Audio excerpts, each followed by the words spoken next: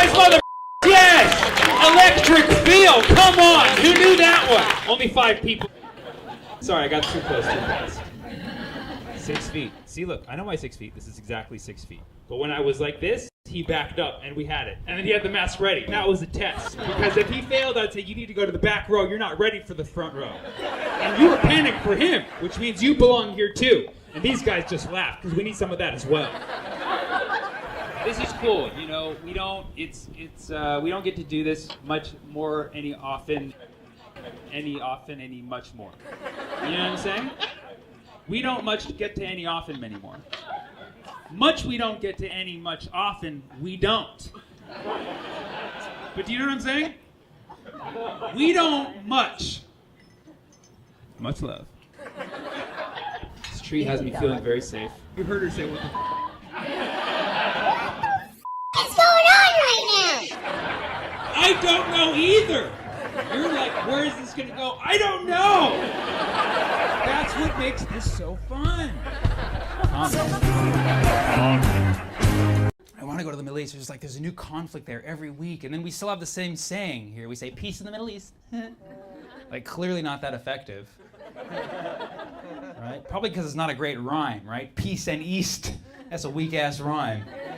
You know? I think we could do better. We should all go over there and do something fun, like throw a big barbecue, right? Yeah. A feast in the Middle East. Hey. That's a music video right there. Get DJ Khaled on it, you know what I mean? It's like, wugga, wugga, wugga, wugga, wugga. Feast in the Middle East. Hey, no pork, okay. We can cook chicken or beef or any other beast in the Middle East. Yeah, you like bread, bring some yeast to the Middle East. Kebab, get those grills greased in the Middle East. That's 4, I'm unstoppable. Don't bring your priest to the Middle East, no. You'll end up deceased in the Middle East. That's 6. You got to blend in, get those burkas creased in the Middle East. Stay fleeced in the Middle East. Don't buy a camel, get one leased in the Middle East. Let's get taken hostage, get released in the Middle East. When the puzzle is pieced and the fighting is ceased, then last but not least, we'll have peace in the mother wicked Middle East. Boom, there it is. 13 better rhymes, baby. Now put that in some pita, and that's a wrap. All right. I was on the 5. Speed limit's like 70. I was going like 90, and I see these brights shining behind me. It's a big rig truck that wants me to move over to the right lane so he can pass me up. That's the era that we live in. Like 90's not fast enough for a big rig. So I'm like, this is a safety hazard. I'm gonna be a hero for once. This involves no confrontation, so it's good, you know? I'm like, I'm just gonna stay put. So I put my phone down and it's like, I'm gonna do this, you know? I'm just like talking to myself. I'm like, know your lane, bro, know your lane, you know? He just keeps shining the brights. 10 minutes pass by, I'm like sweating from the heat. I'm like, know your lane, bro, know your lane. He gets even closer, the brights get even brighter. I can't take it anymore. I pull over, I'm so mad, I flip him off. He passes me up, I see the truck, it says Amazon Prime. Like, that's how they do it, dude. That's how they do it. Wow! I got happy all of a sudden. My package made it home before I did. That was great. So there's not a lot of famous Lebanese entertainers out there. Lebanese American. Salma Hayek. There's Shakira, Sammy Obeid. Yeah, Obeid is Arabic. But when I travel, I put an apostrophe after the O on my passport. So it looks Irish, you know? I'm half Lebanese. Leban in Arabic means yogurt, so we're yogurties. Because we got a lot of culture. But I put Lebanese on my dating profile, and a woman asked, what ethnicity are you? Which made me think, oh, she can't read. Or she thinks Lebanese is like a disorder. Like, how long have you had Lebanese for? Well, I was born with it. When both your parents have it, you're like twice as likely. She's like, is there a cure? Yeah, an apostrophe. Everybody knows you get that full tube of toothpaste from the store, you're like the toothpaste king suddenly. Like, I got so much toothpaste. Who wants to have a sleepover? Squirt, squirt, squirt, squirt. I'm using it as whiteout, you know. I'm shaving with it. I'm caulking things around the house with it, pouring some out for the homies. And then a week later, you're already at like half a tube. You're like, how did that go so fast? That first half goes away in the first week, and that second half, you like save it for 3 months. Floss, though, floss gives you no indication of when it's gonna finish. And when floss is done, it's done. You ever be like, oh, I'm gonna floss today. Actually, just gonna do one tooth. That's all I can do right now. You ever try to floss with that little teeny bit of floss? You get it stuck in your teeth right away. Like, now I got corn and floss in my teeth. There's like a little piece of floss flapping on your lip. I'm like, what's wrong with you? I'm out of floss at home. I gotta get more floss to floss this one out. But when you get that full thing of floss, you got wrapping it on your wrists. You have so much. I put on one bedpost and then the other. I use no hands. Like, zing. I'm making guitar strings out of it. I'm slacklining with it. I'm putting on a board. I'm solving crimes with it. But the two ways that I've noticed that I'm getting old is now I'll quote old song lyrics. People won't get the references anymore. The other day I said, who let the dogs out? Someone thought I was asking a real question. Like, I don't know who let them out. I was like, oh no. And then also, like, I'll get injured now, but the injuries don't go away. They just stay there.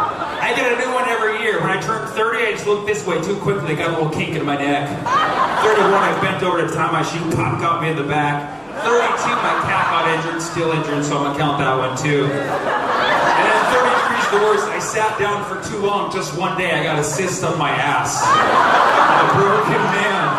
My neck, my back, my pussy, and my crack. Who got that one? Who got that? Yeah! It's coming out 2002, baby. It'll last man.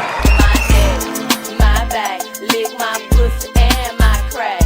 There's a lot of etiquette when you text, especially if you're dating someone. I was dating this girl. She would always text me moi. Moi means kiss, right? I didn't know that when I saw it spelled out, M-U-A-H. Thought it was the evil laugh. I thought every night she was texting me, good night, sleep tight. Like, what's gonna happen in my sleep? She's texting me things, I'm about to board this plane. Like, get her off that plane now. And I found out it just means kiss. I'm like, oh, that's so sweet. She's like, yeah, whenever I send moi, you're supposed to send moi back. It's polite. I was like, I even argued. I was like, I got this. Moi times 100. Boom. Does that cover me through July? How does that work? She was like, no, and I want you to start texting me, I miss you. I was like, okay, how am I supposed to know when to do that, you know? Because look, I don't think people really miss other people. I think we just get bored with our own situation and we direct that boredom at someone else. You know what I mean? That's what love is. It's misdirected boredom. She's like, whenever I send you XOXO, you're supposed to send XOXO back. I'm like, what is this, tic-tac-toe? What are the rules here? You basically want me to just repeat every message that you send. So I just gave her an email address that doesn't exist. So whatever message she sends, just bounces right back. It's the same message. She's like, who the hell is Mailer Demon? I'm like, Mwahahaha. My biggest fear in life would be to be having sex with someone and they die. Sorry, I heard a laugh over here. I just wanted to look. I'm not talking to you. I'm just looking at who's laughing. Does anybody think about this? You have sex with someone and die. Kind of a cocky fear, I guess. Like, just die. It's not like that. It's just you lose a person who's very close to you, and you're suddenly stuck in this huge moral dilemma.